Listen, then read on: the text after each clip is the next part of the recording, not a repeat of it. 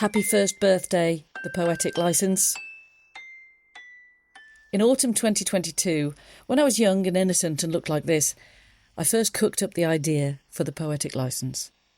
And shortly afterwards, I was looking at a spare room in Hathersage and saying this: I really want to give this community everything I can and make it a lasting and durable thing that we can all love.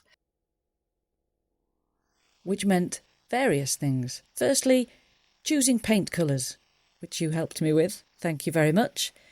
But I had to do all the painting myself. At the end of which, we had a nicer space in which to record little videos.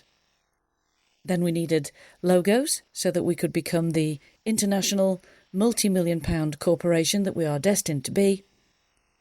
And we needed some merch, by which I mean this mug, which I left at Deb Alma's some time ago, and these notes, which are now out of stock. But since then, wherever I've been, in the Peak District, at the Poetry Pharmacy in Shropshire, with my own writing group, the Anne Atkinson Writers in North Yorkshire, and when I've been at readings, here with Imtiaz Darker, Helen Mort, Hannah Sullivan, here with Ralph Dartford and Kate Fox, or when I've met my publisher, Jane Kamain, or spent time with poetry friends like the eminently serious and literary Jonathan Davidson, I've been looking for opportunities to secure new books, to read new material, some of which we've given away, and some of which I've just used as source material for interviews. We've had Bakewell pudding as one of our prizes.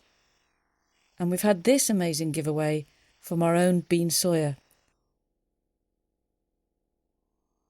Sophie Herxheimer has shared her artwork and her ideas with us. And when I've done my own readings, I've also been looking out for new material. At festivals like WOMAD this year, I didn't miss the chance to catch up with mates and say, will you give us an interview, please, for 3 poems and a question? And on my own little trips, I've not missed an opportunity to make videos for us. So here's Wales, near Barmouth. Here's the English Canal system where I live. This is not my boat. But as I've walked the towpaths, I've been constantly thinking about new ways to tackle old subjects.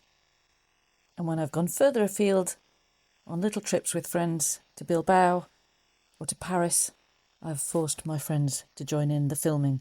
Even my own poor dear mother has been roped into posing with a bookmark for us.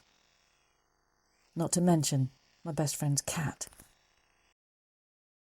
So it's been a busy and interesting year for me, not to mention the times when I have met you in person, either at the workshop at Rudyard Lake, which so many of you joined, or places like the Poetry Takeaway in Haworth, where some of our members popped up to say hello.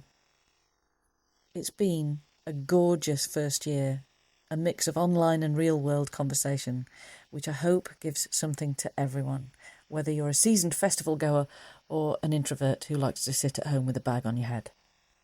Marianne Moore said that she wanted her poetry to build imaginary gardens with real toads in them.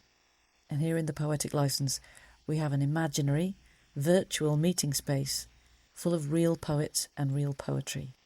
We're talking to one another, writing together, sharing ideas, generating a sense of shared confidence, optimism, and pleasure in writing.